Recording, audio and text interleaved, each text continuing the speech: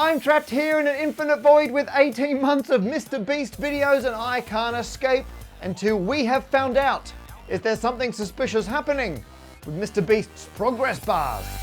What you see here is a progress bar. It's indicating how much of this section of the video has happened, and you can consider it like a chart showing you what percentage has elapsed. So we're up to like 30%, 40%, and so on. So that way you get a sense of how much of this section you've already seen and how much is still to come. It would be a bit confusing, however, if it didn't move at a standard rate. Online, I'd seen some discussion from different channels that when Mr. Beast did a promo on one of his videos, the progress bar wouldn't move at a nice even rate. It would move in a jerky, ridiculous fashion. That's weird. Jimmy, what the hell is this, man? In this Mr. Beast video, people aged 1 to 100 decide who gets $250,000. I don't know. Anyway, here comes the ad read, and you can see there's now a progress bar at the bottom of the screen. The idea is, it gives you a sense of how long it's going to be. And look at it, it's like halfway already. So you think, this ad is flying by. What's the point of trying to skip it? I'll just wait it out. It's only going to be that long again. Well, hang on. It's really slowed right down. Like, it's slowed down to a comical extent. Look at it. It's like practically at the end, but not quite there yet. So what you thought was going to be a very quick commercial has ended up being a long commercial. And the idea is it lulls you into a sense of it'll be over soon, so you don't bother skipping it. It's going to be over soon. Finally. Now, what I'm going to do is play it again, and what I've done is next to it, that other bar, so the yellow one is the original Mr. Beast one, the new one I've put in above it, that's a fair bar. That's a bar that's moving at the standard rate. And we've gone one step up the ladder, one rung up the ladder of, that doesn't seem right. Because the 0th step is to see something and think, that doesn't seem right. But now you've got to actually test it. Is it right or isn't it? And by putting it against a almost there, finished. By putting it against a standard moving bar, we've done one level of interrogation. We've gone, we think this is not moving at a standard rate. We've compared it to something at a standard rate, and it's different. So now we know something is up. The next step is maths. And this is why I decided to join in with everyone accusing Mr. Beast of things, because I think it's a fantastic example of when you have a hypothesis, but then you've got to put some numbers on it to test it and see if you're right. And this is what maths is all about. Because there's so many things in life, in science, economics, you name it, where you're just like, that's interesting. And if we didn't have maths and statistics, that would pretty much be the end of it. But now we can put numbers on it. So I put together some terrible Python code to analyze every single frame of that Mr. Beast ad read as the progress bar moves across the screen. So what you can see now, that green box, I've put that on there, that's the region of the screen I'm analyzing, and I'm taking the average pixel color per vertical column within that box, and every single frame, my code looks to see how far across the color is consistent, and the red line is where my code thinks the progress bar is up to, and the number above it is the number of pixels that the progress bar has traveled. And this is in HD, so 1920 pixels wide. And you know what I can do now? I can take those numbers, put them in a spreadsheet. And here is that plot. On the horizontal axis is the progress of time, on the vertical axis is how far the bar has reached. And as you can see, starts quite steep and then starts to gradually flatten out. And the fact that it's curved means that it's not traveling at a fair rate. For comparison, a while ago, I did a collab with Climate Town, and it was a lot of fun. Got to hang out with Rolly. Rolly appeared in one of my videos. I appeared in their video. Now, my spot in Rolly's video was a lot of maths. And here's the thing, your regular Climate Town viewers may not want to watch the kind of in-depth maths I was serving up. Oh, there's an American video, so math, I guessed. So the Climate Town folks put a progress bar at the bottom, and that's fantastic because people want to see the maths, they can watch it all. If they don't, it's easy to skip through because you know how far through the math you are by looking at the bar and doing the math. I, for completeness, took this section of the Climate Town video, ran it through the same code, so you can see there's my little red bar tracking along. I put that into a spreadsheet, and here's what you get. Now this demonstrates two very important things. First of all, Climate Town did this completely fairly. It is moving at a linear rate. Every frame to frame, it's moving the same distance along. So you can genuinely see where you're up to in the segment. Good work, Climate Town. You'll notice a few weird spots though. And that's because the data's not perfect. I'm taking video that's been compressed, uploaded to YouTube. It's only in HD, not 4K. And my code, while pretty good, is not perfect. So every now and then, we'll get a bit of noise. We'll get an error that's not quite right. So you can see the noise happening down the bottom, but that proper line at the top there, that's the actual trend line. So keep that in mind as we go from our first plot of the MrBeast progress bar, which is showing the distance over time. We're going to go to its derivative. We're going to go to the rate of change of distance. This plot is the velocity of the bar over time. And two things have happened. It's become a lot noisier and it's become a lot more insightful. So the fact that it's split into little lines all over the place, that's because we're always rounding to the nearest whole pixel. And so it means we're kind of falling into discrete buckets. And if you kind of blur your eyes and look at the general shape of it, it's got some thickness to it.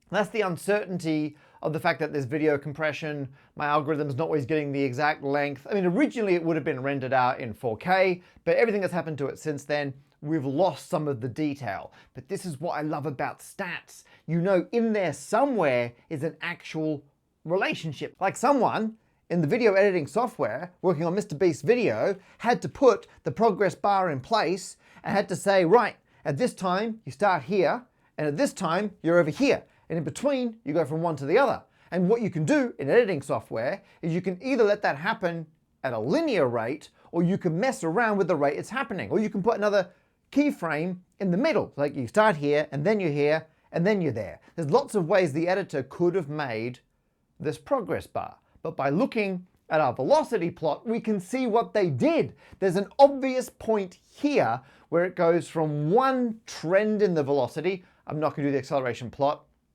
Way too noisy, but we can see initially the velocity is ramping up, so that must be the initial part that the editor animated, and then there's an abrupt change, and then it gradually drops off. So it's weird, it actually accelerates faster at the beginning and then starts to decelerate. So we can pretty much guarantee the editor put a keyframe in right here.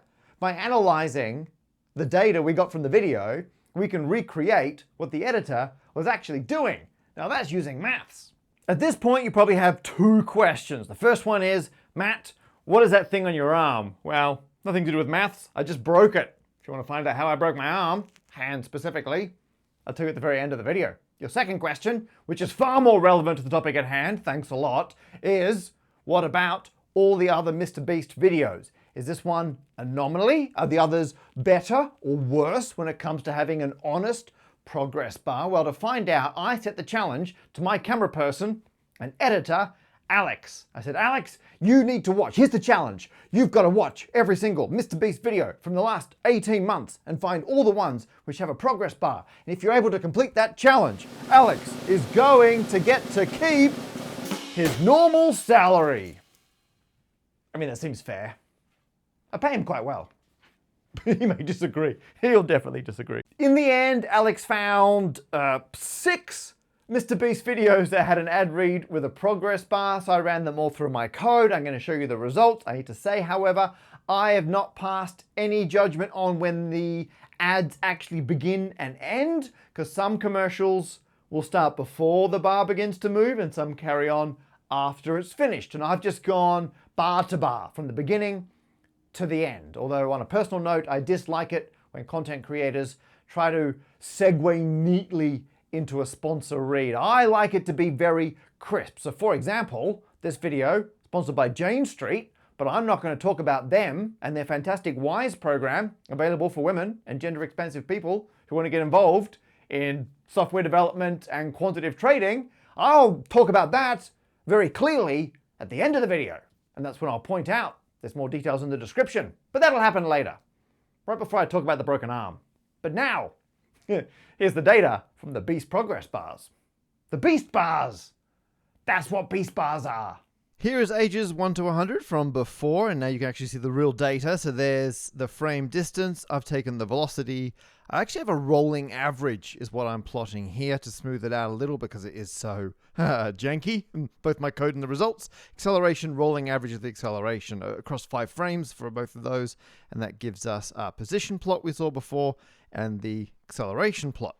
Next video is Face Your Biggest Fear, and look at how fast that bar's going at the beginning, and you'll notice it's changing colors as it goes. Thankfully, my code, every single frame starts from the left and then works its way across anew every frame. So it's not thrown by that changing color every time, but as you can see, it looks like the bar is definitely slowing down. So let's go have a look at the spreadsheet, and here it is. You can see similar to before, it's definitely slowing down as you get near the end. Very funny, but it hasn't got that little inflection at the start. And if we slow down to have a look at velocity, you can see it's just like the tail end. It just tapers out and then goes straight. And for the record, this should be flat. This should be flat the whole way. I mean, level for it to be fair. And this should be a straight line, which is not the case. If we go back to ages 1 to 100, you can see it's got that little extra tick at the bottom. So technically this is different, but same result. Third video, survive 100 days in a bunker or something. And side note that no one else cares about, see how the bar is now changing color as it goes along? My code could not handle that. So I had to totally rewrite the bar tracking part of the code in this case. In fact, what I did was I went straight to the end and I had to grab that as the code and then compare all the in-between frames. But once I got that working, as you can see, we're getting our numbers again. Let's go check out the spreadsheet, and oh, that's familiar. It's got that little uptick at the bottom. So the previous one, the Face Your Biggest Fear, no little weird uptick at the beginning, whereas ages 1 to 100 did. And now this one, Survive 100 Days, has that same shape. And you can see here the extra up and then stop in the velocity and then down. So this has an extra keyframe there, which Face Your Biggest Fear doesn't have that extra keyframe. My theory is, because obviously MrBeast has multiple editors, or maybe setups, that the same editor did Survive 100 Days as did ages 1 to 100, and they just copy and pasted the progress bar, whereas a different editor did Face Your Fears, which is why when they made it, they did it a different way. So there you are. The maths actually gives us an insight into exactly how these progress bars are being done, which I find super fascinating. But now, on to the next video. Video 4, protect the yacht. There's a yacht in there somewhere, and as you can see, progress bar racing along. But interestingly, this time, look, it's gone. And so my poor code, whenever they cut away from the progress bar, like this, my code's trying to work out where it is and just giving me back, effectively, random numbers. And they keep doing that, like they're gone. Where's the bar? There is no bar. And then it's back. And if we scrub around a little bit, look how little has passed. Like, it's almost finished, and we're only 25 seconds in to a 1.5-minute ad read, because here, no bar for ages, and at the very end, the bar comes back. So now we've got 2 questions. What's the function that this bar's following as it moves? And is it still running when we can't see it? The spreadsheet reveals all. So where you see a nice smooth line, that's when the bar was progressing. And all these dots, that's the bits where my code was frantically jumping around trying to find it. So you can ignore all these. These are just noise from when there was no bar on screen. And these are where there was a bar. And we can answer a couple questions. I mean, it's not consistent because the bar progresses for a while, vanishes. But when it comes back, it picks up exactly where it was and then carries on and then vanishes. But this time, it's as if it's still progressing while we can't see it, because there's like, that would be the ghost progress there. And then likewise here, ghost progress. Here it vanishes, gone for ages. And when it comes back, it picks it up from exactly the same point. And here it does another weird inflection. So these sections are like what we saw before, pretty much linear. And these are weird because these are like the opposite of dishonest. They're accelerating. Like this one's getting faster towards the end. What? And down here on, okay, so again, lots and lots of noise on the velocity plot. This is what we're seeing before, the velocity coming down each time, but then here, the velocity is going back up. And here it starts super low and then goes back up. So that's so weird. I don't fully understand what's happening here. Second last video, we are protecting a Lamborghini this time. Same as before, the bar will disappear for a while. My code will jump around frantically trying to work out where it should be. So should be a gap coming up about here somewhere. Look how far across it is. Oh, there it is, it's gone. And you think, but the ad was almost over. And now we got this big interruption. Then eventually the bar will come back. There it is. And we've still got loads of ad left. I mean, there's still like 2/3 of the ad left when it looks like it's almost finished. And as always, the spreadsheet reveals all. Ignore this weird, like, S-curve thing. That was it trying to find it in the noise. But you can see in the noise this time, initially when that bar disappears, it thinks it's right at the max for ages because of that white. And then it comes down smoothly and then it thinks it's over here. So if you think about what that's going to look like on the plot, it's going to be max for ages. And then it's going to transition back as that comes in. And then it's going to be down here for the rest. And that is what you can see here, maxed out and then zips back. So this is a false positive. That's not a real part of the progress bar. It's just these 4 chunks. This time, all exactly linear. Why, when we're protecting a yacht, did we get these really weird shapes? Like this has some kind of messing with the rate at which it's moving. Someone in the edit has adjusted that speed curve, whereas here, linear, there to there, there to there, there to there. And when we can't see it, it's not moving. Can't see it, not moving. Can't see it, still moving. So what I can say for certain is there's no internally consistent method they're using. Even if it's exactly the same idea for the same style of video, it's being done in different ways. And even within a video, different ways. Last video, $1 to 250 million something private. I don't know what's going on anymore. So this one's interesting because look at that progress bar. That's kind of doing what we expect. That's moving at a pretty standard rate. Has Jimmy finally become an honest progress bar kind of guy? Is that linear? You know, you look at it, it's pretty convincing. I assure you when you watch this that it is linear. Let's go check out the spreadsheet and look at that. That's pretty linear unless we look at the very end. It's not so close. Look at this. This one's really close to being honest. Dead straight, dead straight. Well done, Jimmy. And then at the very end, almost imperceivably, it curls off. But all is revealed by our friend the velocity plot. This is level to start with, which is what an honest progress bar would do. And at the end here, you can just see the velocity drooping down. Again, ignore all the noise. We're looking for the signal inside this noise. Now, for completeness, and to be fair, so I'm not just picking on Jimmy, I asked both my Patreon supporters, thank you everyone who makes these videos possible, and a secret WhatsApp group with a bunch of YouTubers who will remain anonymous. I asked around for other channels, which are either examples of good progress bars or bad. Before that, Future Matt here with a very quick announcement. Look at that bar fly, because literally today the tickets for my upcoming tour have gone on sale. So I wanted to say there are still some preview dates. I think there's still tickets left in Reading and Bedford, but then I'm at the Edinburgh Festival Fringe. If you're going anywhere near that, please come along. And then look at all these other tour dates. There'll be more in the future. Please come to these. At every show, I will do a meet and greet afterwards. So come to any of these and get your calculator signed. That's it, bar's almost at the end. So here are the other videos I was sent. I was sent this video by Phil Edwards. Now, I don't know Phil. Do watch their videos. They're very nice. And it turns out their progress bars, linear. Check that out. Nice. I was then sent answers in progress. At this point, I got nervous because I know these folks. They make fantastic videos. Come on, please. Yes, linear. Then I sent this video, which I believe is the English language version of a German channel called Fern. It seems linear, not bad. Ignore the noise. That's my ridiculous code. Dr. Becky. Okay, so first of all, Dr. Becky, bar going the other way. Had to change the code. Thanks a lot. And while I don't know Dr. Becky well, we do occasionally cross paths, so this will be real awkward. If it's not, oh, it's linear. Thank goodness. There you go. And very finally, Hacksmith. Can't say I watch these videos. However, the bar, well, thanks to Dr. Becky, already have the code for the bar going the other way. And these ones, linear as well. So there you are. Despite our best efforts, we couldn't find any videos where the bars aren't linear. That could just be the sorts of videos my YouTube buddies and my Patreon supporters watch, but I'm sure they're out there. So if you can find a video with a non-linear progress bar, put it in the comments below, and the top upvoted liked ones, I will put through the code and we'll see what happens. So in conclusion, being angry on the internet or getting involved in YouTube drama is all well and good, but you've got to back it up with some maths. You can't just get angry and accuse people of things because of the vibe. No, You gotta put some numbers on it, get some proper data, look into the data, find the signal, and that gives you the ammunition to be genuinely upset.